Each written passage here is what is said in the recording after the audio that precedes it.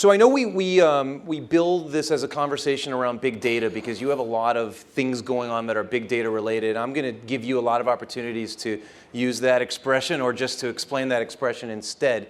I want to start ridiculously high level and make an observation. For better or worse, I feel like we know a lot about Walmart and we know a lot about Amazon. What we don't know as much about is where Walmart competes with Amazon. And I would love it if you could start by explaining your digital strategy, in particular how it's different from the other guy. Well, you know, as you said, you know a lot about Walmart. You know that we're the world's largest retailer, that we have 13,000 stores in 29 countries around the world. But what's less known is that we're also one of the world's largest, fastest growing, and most dynamic e-commerce organizations. So we created Walmart e-commerce about 3 years ago, and candidly, it was a restart and change. And so we've set about to build an internet technology company inside the world's largest retailer. And the strategy that almost everyone else takes is how can we take the assets that we have and make them contemporary in a new consumer reality? Because, excuse me, you had been, but before 3 years ago, you were Walmart.com basically, right? Right. So Walmart.com launched in 1999. It was external funding, VC funded, separate business, et cetera. Was bought into the stores about 2002 and languished as the debate between what is e-commerce and what is the stores. Is this an opportunity? Is this a threat, et cetera?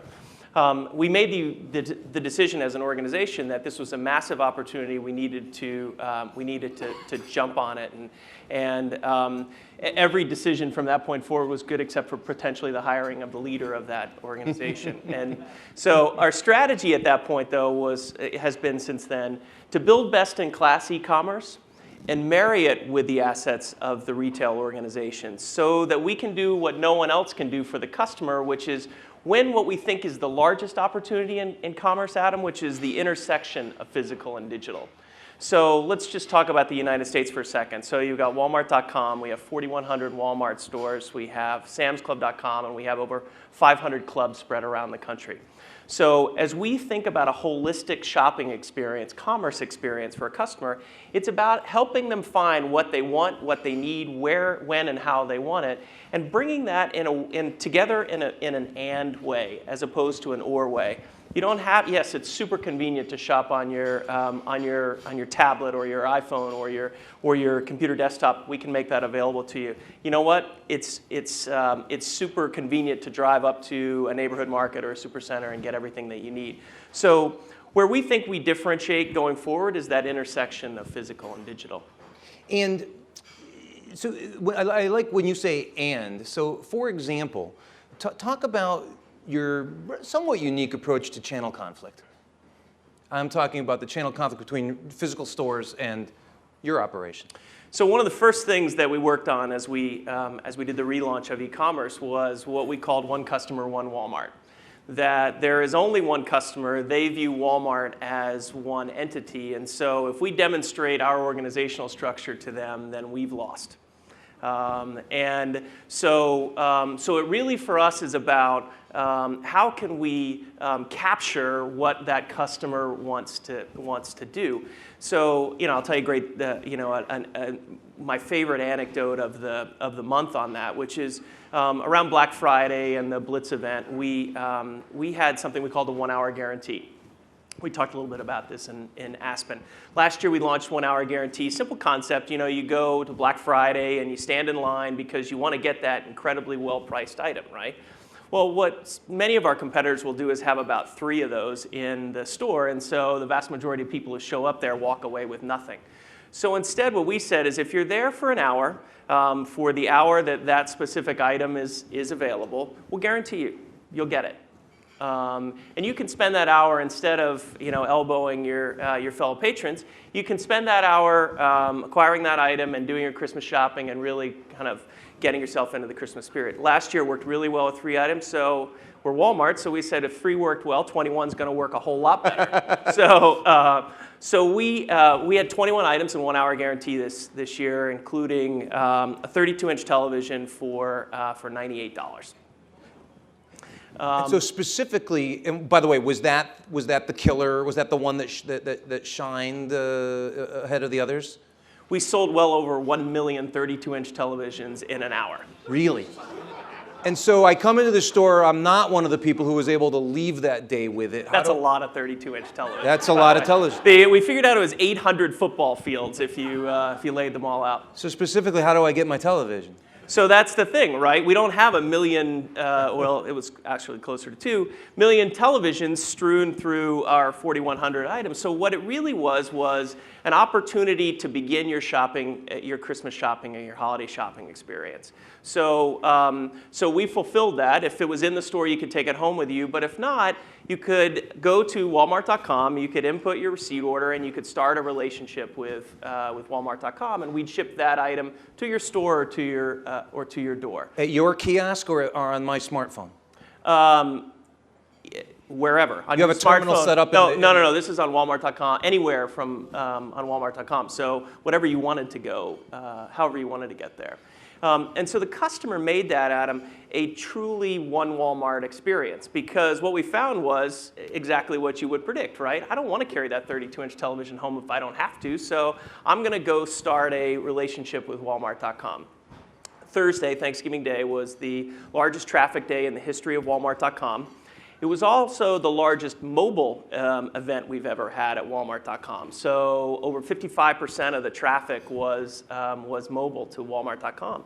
And we had 3 times as many new customers who made their first purchase with their telephone.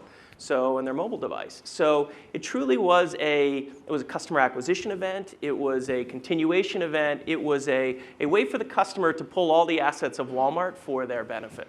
You know, I loved what you said a moment ago about, I won't get the words exactly right, but that we don't want to be showing our customers our organizational structure. Wonderful sentiment, because no business should be showing their customers their organizational structure, right? And you didn't get to finish your one Walmart point, which is why, as a store manager, traditionally, I want you to buy the product in my store, damn it, right? And you've worked out a way where you don't care. You've gotten that store manager to not care, correct? Well, sure. And our organization is very entrepreneurial for a large organization. So the store manager owns that store, and she's responsible for the results of that store. So what we've done is we've given her credit for all e-commerce sales that happen in her trading area. So, so it's all benefit, no challenge for her. And so, so we've eliminated unnatural obstacles, because it doesn't matter, right? Her number is going to go up by the sales, and even if it costs us a little bit of money in bonus, that's money extremely well spent. I want you to talk a little bit about some of the technology, not only that you've been developing, but also that you've been buying. I made a little list of some of your acquisitions. They've got great names: Grabble, Torbit, OneOps, Tasty Labs, Inky.Roo. I don't know if I'm saying that correctly. That's correct. And of course, Cosmix, which you renamed at Walmart Labs. What's with these crazy names from a company from Bentonville, Arkansas? Bentonville, Arkansas. Well, you know, I said before, we're not building a retailer in Silicon Valley. We're building an internet technology company inside the world's largest retailer. And so, you know, many of us have our roots in internet technology companies. And so we're availing ourselves of all of the tools and capabilities and experiences we've had to build that experience. And so each of the acquisitions that you mentioned, Adam, are largely talent or bits of technology execution that we've acquired. So, you know, we're looking for the highest quality talent. We're looking for the best possible technology that fits with our strategy, which is we are insourcing all of our technology. So when I say building an internet technology company in Silicon Valley, or inside the world's largest retailer, I think very much about what that means from 2 fronts. One is from a consumer mindset. So how do we think from an internet perspective about the changing customer? And you know, I grew up in an Internet 1.0 company, and we reinvented that company probably 4 times in the 9 years that I was there. And so that mindset. This is CNET you're talking about? This is CNET, yeah. So I used to had the pleasure of working at CNET. We sold to CBS. So in running that business, we probably reinvented that business four times in that period. So you learn about change and dynamic change, and you learn that the customer is always moving from Internet 1 to social to mobile. I see Carol and I read about Mark and the reinvention of Facebook as a mobile company. Well, I mean, that's that kind of I do have to tell change. you, I read that story in Fortune about a year ago. I was trying to make it current. Sorry, inside baseball. I saw her sitting there, and I was just I knew I remembered it from somewhere, but rang a bell. But that mindset of change and dealing with a fast-changing customer means you have to have a customer-centric and change management orientation to begin with. So let me go ahead. So one last thing on the other side. The other side is you've got to then have the ability to build and invent. So you have to have the ability to develop new technology, to have the nimbleness, and in our case, to have the scale to do for them what is required. And so there's no way you can, at our scale, you can be a systems integrator and pull that off. And so we've insourced a lot of that technology. So each of those, Grabble was about e-receipts on mobile. Increw is about customer segmentation. Cosmix was about search and some foundational stuff. Torbit and OneOps are deep stack technology stuff, which I could describe and bore the hell out of everyone, but I won't. So it's, but they're all pieces of that puzzle. Sorry, I interrupted your. Not at all. I want to, before we wrap, I'm going to try to. I'll ask the question a few different ways if necessary, which is I want to find out, is it working? One thing I'm really curious about is social gifting. Shopycat is my. Am I saying that right? Yeah. I mean, tell everybody what it is, and I want to know. I mean, is it merely cute, or is this moving the needle? So in the case of Shopycat, it's merely cute. So, okay. With the truth serum they poured over me as I walked into American Fish, we are intentionally trying things that we want to know whether they're product or whether they're customer experience. So Shopycat's a great example of that. It's a social gifting capability. So did you buy that or build it? We built that. Uh-huh. I'm friends with Adam on Facebook. Therefore, I know he has certain likes, and so I can go and get a gift recommendation for Adam based on the things that I know he likes. That's what Shopycat was. It wasn't a standalone. At the end of the day, it wasn't a standalone. Goodies was another. We tried a box solution, a subscription box solution. So you've seen gifts. others. No, these are for yourself. So Uh-huh. and in our case, they were food items and cool stuff like that. We got a couple 100,000 subscribers or something, but it wasn't going to move the needle. But what we learned about that was subscription, and so we have technology, we have customer experience things that we can then apply to the rest of the business. And so we strive to fail. So if we're not starting these things up and then shutting them back down, we feel like we're not doing what we should be doing. Something like that, or a different one. How much might you spend on something like Shopycat? If I helicopter back, I'd tell you that we've told the world we'll do $10 billion or so in this fiscal year in revenue, and about 13 in the next fiscal year. Ours is January, so that would be, roughly calendar. 13 to calendar. in the year ahead. In the year coming, 13 billion or so of revenue, and we're not profitable. So that means we're spending more than $13 billion. And just to be clear, when he says $13 billion in digital revenues, that's compared with roughly, 470 billion for Walmart. Yeah. Yeah. So as I'm constantly reminded, I feel like it's a big number until you hold it up against the rest of the company, and only in comparison to the rest of the company does it end up being a pretty small number. But but that's a and those are truly digital revenues. So that's not influenced revenue, and we recognize that like that 1 hour guarantee example. The customer is starting to have this holistic relationship with us. They expect it. So so it's an interesting question in an organization like ours: is what is e-commerce? We have a new CEO, Doug McMillan, who's an awesome guy, ran international, has been around the company for a long time, and And he and I were talking on Friday, and we were saying, you know, how do we define e-commerce effectively? Because I'll tell you how I define it. I define it as it's the business, plain and simple. It's not, you know, whether we delivered that package to your house or not. It's about an intimate relationship with a customer so that we can satisfy her needs in a way that no one else can, and availing ourselves of our technical and our physical infrastructure. So, you know, super interesting that, you know, your size of the business, you're not profitable, which makes a statement about how you think about investing. I asked you how much you spend on something like ShoppyCat. I presume what you mean by that is a few $1 million. We lose money on that, but it's not injuring the company by losing that money. Is that all? That's exactly, and we think about that as like an internal venture capital investment. So we invest in that project like a venture capitalist would inside our own organization. So, you know, that'll be a handful of $1 million, you know, plus or minus, depending on how we think about those. But we want to constantly, as I said, we strive to fail. We really want these things we want to push them out there, and either fail in this case is a big success because it gets that capability back into the broader shopping experience, which is where we can move the needle. Tell us about your delivery strategy. Everything you can tell us in about 90 seconds about Walmart's delivery. 90 seconds. Take 120.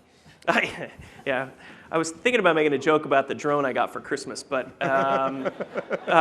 you flew it up to Seattle and crashed it into a building? Not Seattle. I did crash it into a building, but not in Seattle. So at the end of the day, commerce is about getting something from raw material into your hands, where, when, and how you want it at the lowest possible cost.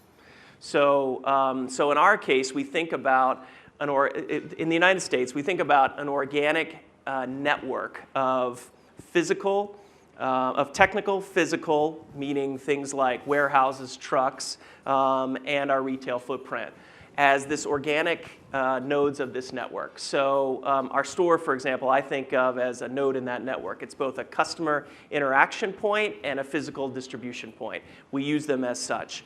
We're in the process of building dedicated e-commerce facilities, which are part of that network. So they will have millions of items in them, or the ones that we're building have millions of items in them. You can put those in a package and ship those, but they can get into our transportation network. We happen to have the largest private transportation fleet in the world, actually, but it's in the country. So that's where you have the private transportation fleet. This is just your distribution serving stores. Those trucks you see riding down the highway that say Walmart on the side of them is the largest private transportation fleet. So there's significant leverage in both pieces of that puzzle for distribution. It's the physical piece, which is the building, which gets a lot of attention, and then there's the how do we get the item to where you are, which it gets less attention and costs at least as much, if not more, than the other. So real quickly, Neil, last I could learn 10% of online orders were being shipped from stores. What will that be at the end of this year? I would say it'll be about the same, maybe a little bit more. So we use about 50 of our super centers as distribution points, which gives us density on fast-moving items. And we might ramp that up, but we're not going to roll that to the whole fleet. That's something we do for specific items in specific places. You've been doing same-day delivery in 5 states. Cities. In 5 cities. And when will you roll that out to a much bigger number? So we have kind of rolled that together with a test that we call Walmart to Go, which is groceries in San Jose, and we're in closed beta on that in Denver now also. So we're getting it right, and when we get it right, we'll hit the gas. I could go on and on and on, but I've been given the hooks, so please join me in thanking Neil Ashe. Thank you. Thank you. Appreciate it.